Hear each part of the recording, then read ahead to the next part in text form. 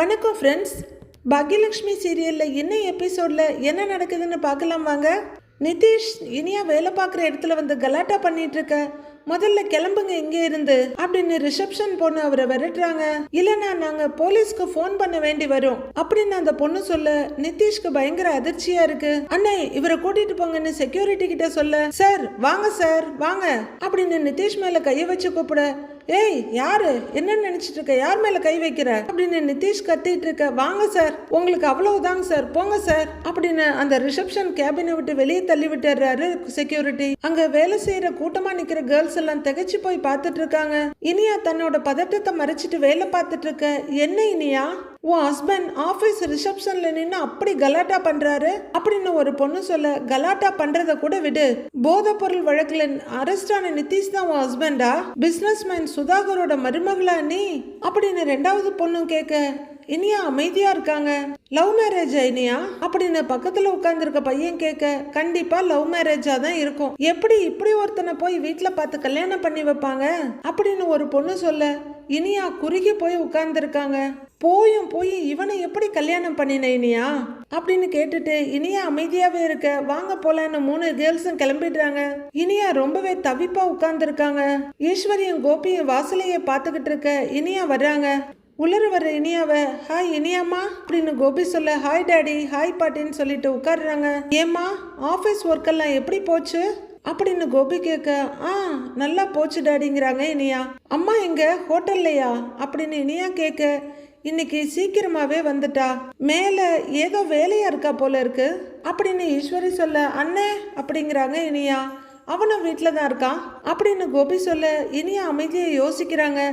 இனியா அப்படின்னு கோபி கூப்பிட, சொல்லுங்க டாடி நான் அப்பாவை பாக்குறாங்க இனியா. ஏதோ சொல்ல வந்துட்டு இல்லைன்னு தலையாட்டுறாரு, சொல்லுங்க அப்படின்னு இனியா கேட்க, நடந்த விஷயம்லாம் உன் ஆஃபீஸில் கொலீக்ஸுக்கு தெரியுமா அப்படின்னு கோபி கேட்க இனியாவுக்கு டென்ஷனும் பதட்டமுமா இருக்கு. ஃபியூ செகண்ட்ஸ் யோசிக்கிறவங்க, இல்லை டாடி எதுவும் தெரியாது அப்படின்னு பொய் சொல்ல, அப்பா அப்படின்னு ஒரு ரிலீஃபா பெருமூச்சு விடுறாரு கோபி. அதை அடுத்து ஈஸ்வரியும், ஒரு விதத்துல நல்லதுதான், நீயும் யார்கிட்டையும் சொல்லாத, வேலை செய்யற இடத்துலயாவது கொஞ்சம் நிம்மதியா இருக்கலாம் அப்படிங்கிற ஈஸ்வரி. நான் கோவிலுக்கு போலான்னு நினைச்சேன், நீயும் கோவிலுக்கு வரியா இனியான்னு கேக்குறாங்க. இல்ல பாட்டி நான் வரல அப்படின்னு இனியா சொல்ல, சரி அப்ப நான் மட்டும் போயிட்டு வந்துடுறேன் அப்படின்னு ஈஸ்வரி சொல்ல, அம்மா அப்ப நான் வேணும்னா கூட வரட்டுமான்னு கோபி கேக்குறாரு. இல்லடா வேணாண்டா பக்கத்துல தானே, நானே போயிட்டு வந்துடுறேன் அப்படின்னு எழுந்திருக்க. பாட்டி ஒரு நிமிஷங்கிறாங்க இனியா. என்னம்மா அப்படின்னு மறுபடியும் உட்கார்ந்து ஈஸ்வரி கேட்க, நான் முக்கியமான ஒரு விஷயம் பேசணும் அப்படின்னு இனியா சொல்ல, என்ன விஷயமானு கேக்குறாரு கோபி. நான் ஒரு முடிவை எடுத்திருக்கேன் டாடி, அத எல்லாரையும் வச்சு சொல்லணும், நான் போய் அம்மாவையும் அண்ணனையும் கூட்டிக்கிட்டு வரேன், எல்லார் முன்னாடியும் சொல்றேன் அப்படின்னு சொல்லிட்டு இனியா எழுந்திருக்க. என்னன்னு தெரியலையேங்கிற மாதிரி ஈஸ்வரியும் கோபியும் தவிப்பா பார்த்துட்டு இருக்க. எழில் வேகமா வீட்டுக்கு வர்றாரு. வாசப்படிக்கிட்ட வந்த உடனே அவரு இனியான்னு கூப்பிட, அண்ணே அப்படின்னு பார்த்துட்டு இருக்காங்க இனியா. கோபி ஈஸ்வரி 2 பேரும் கூட எழுந்து நிற்க. உள்ளர வர எழில், இனியா அப்படின்னு மறுபடியும் கூப்பிட்டுட்டு வர, அண்ணன்னு ஓடி போய் அவரு நெஞ்சில சாஞ்சி அழ ஆரம்பிக்கிறாங்க இனியா. எழிலும் ரொம்பவே அழறாரு. அவரால் அழுகையை நிறுத்தவே முடியல. ஈஸ்வரியும் அழுதுட்டு இருக்காங்க. பாருடா எழிலு, உன் தங்கச்சி வாழ்க்கை எப்படி ஆயிடுச்சுன்னு பாரு, எலிய வளர்த்து பூனை கையில கொடுத்தா மாதிரி ஆயிடுச்சுடா அப்படின்னு ஈஸ்வரி தேம்பி தேம்பி அழ ஆரம்பிச்சிடுறாங்க. கோபி குற்ற உணர்ச்சியில தலை குனிஞ்சு நின்றுட்டு இருக்காரு. அப்போ எழிலன்னு கூப்பிட்டுக்கிட்டு பாக்யாவும் செழியன்னு அங்க வர, பேசாதமா நீ என்கிட்ட, இனியா வாழ்க்கையில இவ்வளவு நடந்துகிட்டு இருக்கு, ஆனா நீ என்கிட்ட ஒரு வார்த்தை கூட சொல்லல அப்படின்னு அவரு கோவிச்சுக்க. பாக்கியா எப்பவும் போல வாய மூடிட்டு அமைதியா பாக்குறாங்க. நான் தானே சொல்ல வேணான்னு சொல்லிட்டேன் அப்படின்னு இனியா சொல்ல, ஏன் இனியா சொன்னா நான் எதுவும் செய்ய போறது இல்லைன்னு நினைச்சிட்டியா அப்படின்னு எழில் கேட்க, அப்படியெல்லாம் எதுவும் இல்லைன்னு, நீயே வேலை விஷயமா போயிருக்க, உன்னை எதுக்கு தொந்தரவு பண்ணணும்னு தான் சொல்ல வேண்டான்னு சொன்னேன் அப்படின்னு இனியா சொல்ல, எனக்கு அந்த வேலையை விட நீ தான் முக்கியம் இனியா. நிதிஷ் அரெஸ்ட் ஆனது நியூஸ்ல பார்த்து என் ஃப்ரெண்டு சொல்லி தான் எனக்கு இந்த விஷயமே தெரியும். இதோ செடி என்கிட்ட ஃபோன் பண்ணி கேட்டா என்கிட்ட மொத்த கதையும் சொன்ன அவன் அப்படின்னு எழில் சொல்ல, இனியாவும் பாக்யாவும் செடியனும் பார்க்க அவரும் பேசாம பார்த்துட்டு நிக்கிறாரு. எப்படிரா எப்படி இவ்வளவு விஷயம் நடந்திருக்கு, இதெல்லாம் நீ எப்படி தாங்கிக்கிட்ட? சரி அன்னைக்கு நான் உன் பர்த்டேக்கு வந்தேன்ல, அப்ப என்கிட்ட ஒரு வார்த்தை இதை பத்தி சொல்லியிருக்கலாம்ல இனியா, ஏன் சொல்லல அப்படின்னு எழில் கேட்க, சொல்லணும்னு நினைச்சேன்னு, ஆனா முடியல, உங்களை எல்லாம் கஷ்டப்படுத்த வேணாம்னு நினைச்சேன் அப்படின்னு இனியா சொல்ல, இனியா நீ இப்படி பேசுறது தாண்டா எனக்கு கஷ்டமா இருக்கு அப்படின்னு எழில் ரொம்பவே சங்கடப்பட, இப்போ நான் நல்லா தானே இருக்கேன், என்னை பற்றி யோசிச்சு இவ்வளோ தூரம் நீ வந்திருக்கவே வேண்டாம் அப்படின்னு இனியா சொல்ல, ஈஸ்வரி அழுதுட்டு இருக்க, மற்றவங்க எல்லாரும் ஆளுக்கு ஒரு ரியாக்ஷனை காட்டிட்டு இருக்காங்க. சரி அவன் இன்னும் ஜெயில தான் இருக்கானா அப்படின்னு எழில் கேட்க, பாக்கியா ஆமாங்கிறாங்க, வெளியில மட்டும் இருந்திருந்தான்னு வச்சுக்கோயேன் அவன் கையை காலை உடைச்சிருப்பேன் அப்படின்னு எழில் சொல்ல, இனியாவுக்குள்ள பதட்டமா அதிர்ச்சியுமா இருக்குது. அவனை சும்மா விடக்கூடாது, அவன் மேல நாமளும் டொமஸ்டிக் வயலன்ஸ் கேஸ போடுவோம், அவனை வெளியவே வர முடியாத மாதிரி பண்ணுவோம், மொத்த ஃபேமிலி மேலேயும் நாம சீட்டிங் கம்ப்ளைண்ட் கொடுப்போம் அப்படின்னு எழில் சொல்ல, இதைத்தான் நானும் ஜெனியும் சொல்லிக்கிட்டு இருக்கிறோம் அப்படின்னு செழியனும் சொல்ல, எழில் நானும் பாக்யாவும் அதை பத்தி தாண்டா யோசிச்சோம், ஆனா அதெல்லாம் ரொம்ப குழப்பமாயிடும், அதான் வேண்டான்னு அப்படின்னு கோபி சொல்ல, எனக்கு ஒன்றும் புரியல, எதுக்கு வேண்டான்னு முடிவு பண்ணீங்க அப்படின்னு எழில் கேட்க, என்ன அவங்க நம்மளை ஏதாவது பண்ணிடுவாங்கன்னு பயப்படுறீங்களா அப்படின்னு செழியனும் கேட்க, அப்படியெல்லாம் ஒன்றும் பயப்படலடா, பொம்பளை பிள்ளடா இவ, போலீஸ் ஸ்டேஷன் கோர்ட்டுன்னு அலைய வைக்க சொல்றீங்களான்னு ஈஸ்வரி கேக்குறாங்க. பாட்டி தேவைப்பட்ட அதெல்லாம் செஞ்சுதான் ஆகணும் அப்படின்னு எழில் கோவமா கத்த, எழில் கொஞ்சம் பொறுமையா இருடா, அவன் பெரிய ஆள்டா, இப்ப இந்த கேஸ்ல மீடியாவோட முழு கவனமும் அவன் மேலதான் இருக்குடா, இந்த நேரத்துல நாம போய் கம்ப்ளைண்ட் கொடுத்தோம்னா அப்படியே மீடியாவோட கவனம்லாம் நம்ம பக்கம் திரும்பிருண்டா, நம்ம குழந்தை மேலதான் திரும்பும் அப்படின்னு கோபி சொல்ல, அதனால அவனை அப்படியே சும்மா விடலான்னு சொல்றீங்களா அப்படின்னு எழில் கோவப்பட, சும்மா விடணும்னுலாம் இல்லடா, ஆனா உடனே எதுவுமே பண்ண வேண்டாம் அப்படின்னு பாக்யா சொல்ல, ஏமான்னு கத்துறாரு எழில், எல்லாரும் பதட்டமா எமோஷனலா இருக்கோண்டா, இந்த நேரத்துல ஒரு முடிவெடுத்தா அது சரியா வராது, ஒரு வாரம் இல்லைனா 10 நாள் போகட்டும், அப்புறம் நாம என்ன பண்ணலாம்னு யோசிக்கலாம் அப்படின்னு பாக்யா சொல்ல, வெறுப்பா முகத்தை திருப்பிக்கிறாரு எழில். அப்புறமா இனியா பக்கம் திரும்புறவரு, இனியா நீ என்னடா சொல்ற அப்படின்னு கேட்க, எனக்கு இதுல சொல்றதுக்கு எதுவுமே இல்லைன்னு, நீங்க எல்லாரும் என்ன சொல்றீங்களோ அதையே நான் செய்யறேங்கிறாங்க இனியா, இது ஓன் லைஃப்னு எழில் சொல்ல, தெரியும்ண்ணே, என் லைஃப் விஷயமா நான் வேற ஒரு முடிவு எடுத்திருக்கேன், அதை எல்லார்கிட்டையும் சொல்லணும்னு நினைக்கும் போதுதான் நீ வந்திருக்க, நீ வந்தது கூட ஒரு விதத்துல நல்லதா போச்சுன்னு நான் எல்லாருக்கும் மொத்தமாவே சொல்லிடுறேன் அப்படின்னு இனியா சொல்ல, எல்லாரும் பதட்டமும் படபடப்புமா இனியாவையே பார்த்துக்கிட்டு இருக்காங்க. நான் நிதிஷை டிவோர்ஸ் பண்றதா முடிவு பண்ணிட்டேன் அப்படின்னு இனியா நிதானமா சொல்லி முடிக்க, ஈஸ்வரி முகத்துல தான் முதல்ல மின்னல் வெட்டுது, அப்படியே ஒவ்வொருத்தரோட தலைக்கு பின்னாடியும் 2 மின்னல் வந்து வெட்டிட்டு போக, ஐயோ அப்படின்னு ஈஸ்வரி கச்சேரி ஆரம்பிக்கிறாங்க. உடனே கோபி, அம்மா என்னம்மா அப்படின்னு ஈஸ்வரிக்கு ஆதரவா தோலை பிடிச்சிட்டு நிக்க, டேய் என் பேத்தி கழுத்துல கட்டின மஞ்ச கயிறோட ஈரம் கூட இன்னும் காயல, அதுக்குள்ள விவாகரத்து வரல வந்துருச்சே அவன் நிலைமை அப்படின்னு குலுங்கி குலுங்கி அழுதுட்டு இருக்காங்க ஈஸ்வரி. அம்மா அம்மா அப்படின்னு கோபி அவங்க அம்மாவை தான் சமாதானம் பண்ணிட்டு இருக்காரு. இதெல்லாம் பார்த்துக்கிட்டு நான் ஏண்டா இன்னும் உயிரோட இருக்கணும் அப்படின்னு ஈஸ்வரி தலையில அடிச்சுட்டு அழறாங்க. இங்க என்ன பிரச்சனை போயிட்டு இருக்கு அதெல்லாம் விட முக்கியமா அவங்க உயிர் வாழ்றதுதான் பெரிய பிரச்சனையா பேசிட்டு இருக்காங்க. அழுதுகிட்டே அவங்க ரூம்குள்ள ஓடிட, பாட்டி அப்படின்னு செழியனும் எழிலும் கூப்பிடுறாங்க. இந்த மொத்த கூட்டமும் அவங்களுக்கு கொடுக்குற இம்பார்ட்டன்ஸை குறைச்சாவே ஏதாவது உருப்படுறதுக்கு வழி பிறக்கும். எல்லாரும் எனக்காக ஏதாவது பண்ணணும்னு நினைச்சீங்கன்னா நிதிஷ் கிட்ட இருந்து எனக்கு டிவோர்ஸ் வாங்கி கொடுத்துருங்க அப்படின்னு சொல்லிட்டு இனியாவும் மாடிக்க போறாங்க. அவ கேட்கறது சரிதானே அப்படின்னு செழியன் சொல்ல, வேற ஏதாவது பிரச்சனைனா கூட பரவாயில்லடா, நம்ம 2 குடும்பமும் சேர்ந்து உட்கார்ந்து பேசலாம், பேசி பிரச்சனையை சரி பண்ணலாம், அவங்க 2 பேரையும் சேர்த்து வைக்கலாம். ஆனா இங்க நிலைமை ஒண்ணு அப்படி கிடையாதே, அவன் ஒரு கிரிமினல் அப்படின்னு எழில் கத்த, அவன் மட்டும் இல்லடா அவன் குடும்பமே கிரிமினல்டா, கேவலமான குடும்பம், அங்க எதுக்குடா இனிமே இனியா வாழணும் அப்படின்னு செழியன் சொல்ல, அப்படின்னு வெறியோட சொல்லிட்டு இருக்காரு எழில். நடந்தது சொல்லி கேஸ் அப்ளை பண்ணா இனியாவுக்கு உடனடியா டிவோர்ஸ் கிடைச்சிடும் அப்படின்னு செழியன் சொல்ல, அதோட சேர்த்து போலீஸ் கம்ப்ளைண்ட்டும் கொடுப்போம். நானே இனியாவோட டிவோர்ஸை பத்தி பேசணும்னு நினைச்சுக்கிட்டு இருந்தேன்டா, அவன் மனசுல என்ன இருக்குன்னு தெரிஞ்சுக்கிட்டு அப்புறம் பேசலாம்னு இருந்தேன். பரவாயில்ல, இப்ப அவளே அந்த முடிவுல தான் இருக்கா. நாளைக்கே போய் ஒரு நல்ல அட்வொகேட்டை பார்ப்போம், இம்மீடியட்டா டிவோர்ஸ்க்கு அப்ளை பண்ணுவோம், சரியாடா அப்படின்னு எழில் செழியன் கிட்ட கேட்க, அவர் எந்த பதிலும் சொல்லல. அடுத்து அம்மா அப்பான்னு ஒருத்தரையா பார்க்க, 3 பேர் அமைதியா நிக்க, என்ன எல்லாரும் அமைதியா நிக்கிறீங்க? ஊர் தப்பா பேசும், அதனால நிதிஷ் ஜெயில இருந்து வெளியே வந்ததுக்கு அப்புறம் இனியாவோட சேர்த்து வாழ வைக்கலாம்னு நினைச்சுக்கிட்டு இருக்கீங்களா அப்படின்னு எழில் கோவமா கேட்க, டேய் நானே அப்படிலாம் சொல்லுவேனா எழிலு? ஊருக்கு பயப்படுறவளா இருந்தா நான் டிவோர்ஸ் வாங்கியிருப்பேனா சொல்லு அப்படின்னு பாக்யா சொல்ல, சரிம்மா அப்புறம் ஏன் இவ்வளோ யோசிக்கிறேங்கிறாரு எழில். இங்க பாரு, நாளைக்கே ஒரு நல்ல அட்வொகேட்டா பார்த்து இனியாவுக்கு இமீடியட்டா டிவோர்ஸ் வாங்குவோம் அப்படின்னு எழில் சொல்ல, இனியா விஷயத்துல டிவோர்ஸ் தான் ஒரே முடிவுங்கிறது நம்ம எல்லாருக்கும் நல்லா தெரியும், ஆனா அதை உடனே நாம பண்ண வேண்டாம் அப்படின்னு பாக்யா சொல்ல, இல்ல எனக்கு புரியலங்கிறாரு செழியன். பிரச்சனை இப்போ கொழுந்து விட்டு எரிஞ்சுக்கிட்டு இருக்கு. நிதிஷ் வீட்டு ஆளுங்களும் 2 பேரையும் சேர்த்து வைக்கணும்னு தான் முயற்சி பண்ணிட்டு இருக்காங்க அப்படின்னு பாக்யா சொல்ல, அம்மா அவங்கள பத்தி நாம ஏமா யோசிக்கணும் அப்படின்னு எழில் கத்த, யோசிக்கணும்டா.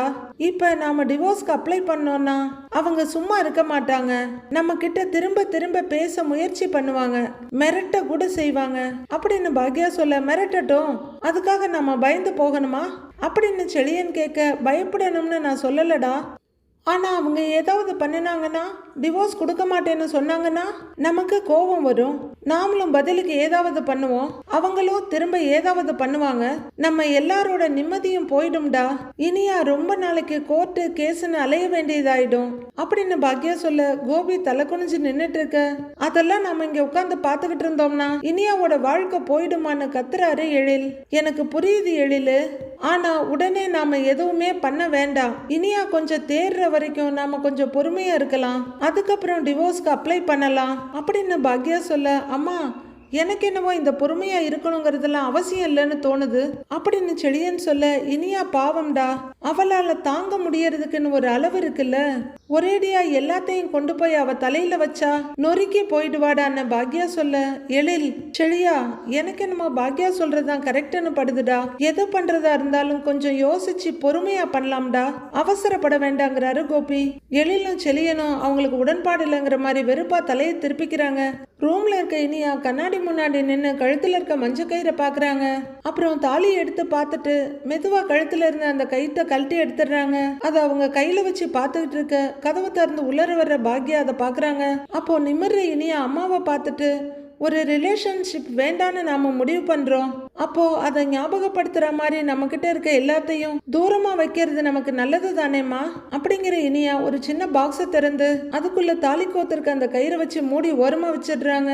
அம்மா கிட்ட வந்து அவங்க கையை பிடிச்சிக்கிட்டு, அம்மா என்ன நினைச்சா உனக்கு கஷ்டமா இருக்கா அப்படின்னு கேட்க, கண் கலங்குற பாக்யா உட்காருவா அப்படின்னு கூட்டிட்டு போய் உட்கார வச்சுட்டு தானும் உட்காருறாங்க. நான் டிவோர்ஸ் கேட்டதுல எல்லாரும் ரொம்ப வருத்தப்பட்டாங்களா அப்படின்னு இனியா கேட்க, ஆமான்ற மாதிரி தலையாட்டுறாங்க பாக்யா.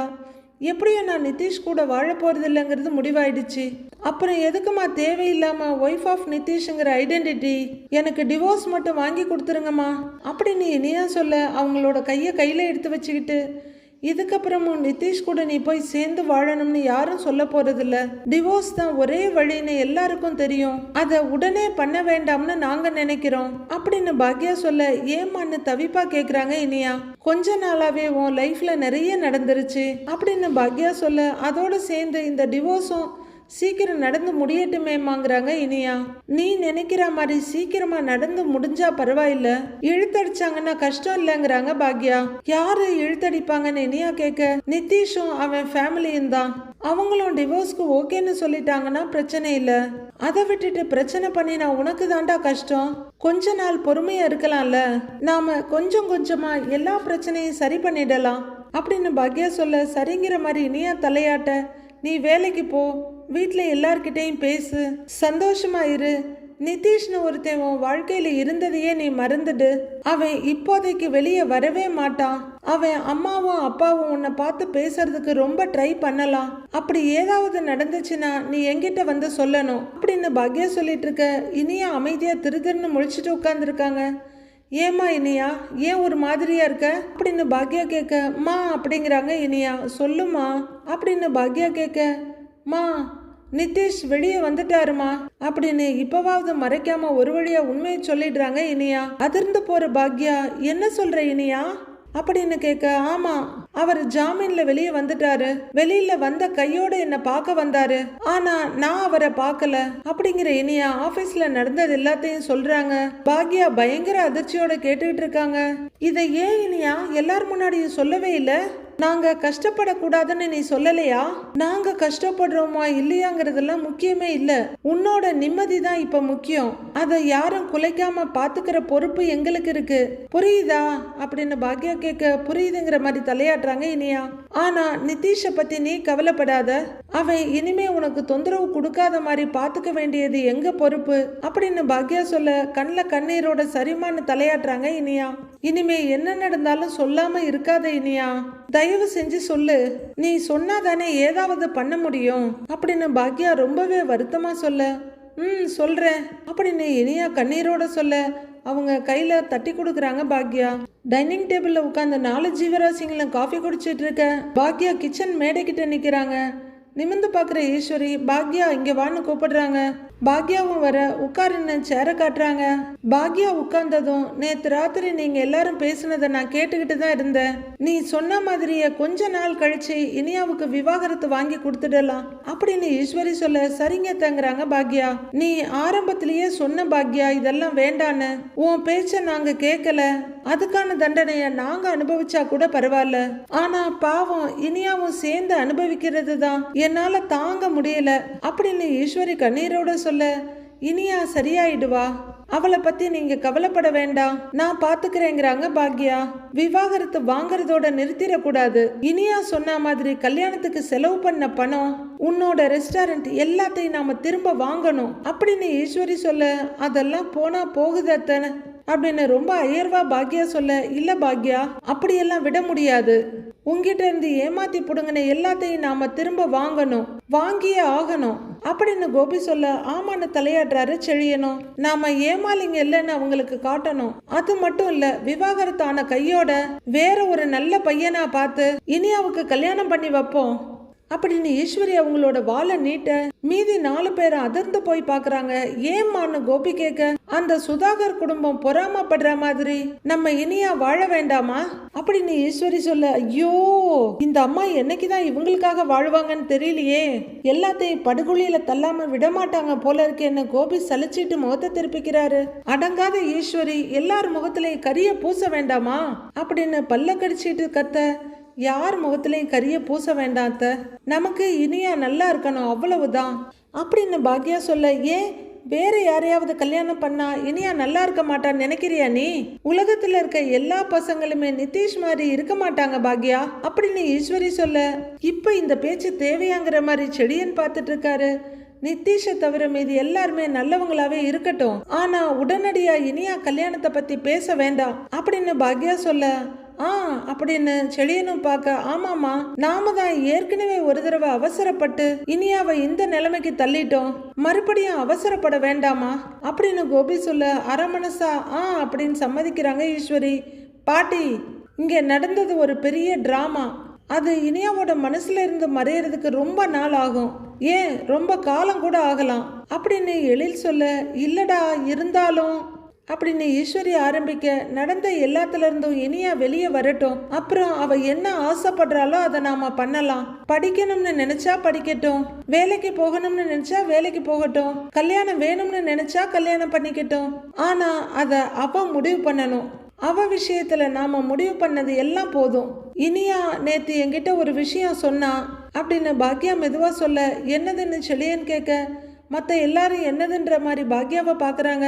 நிதிஷ் ஜெயில இருந்து வந்துட்டானா அப்படின்னு பாக்யா சொல்ல, இத கேட்ட எல்லாரும் வெறியோட பாத்துக்கிட்டு இருக்காங்க. மீதி என்ன நடக்குதுன்னு நாளைக்கு பார்க்கலாம் ஃப்ரெண்ட்ஸ்.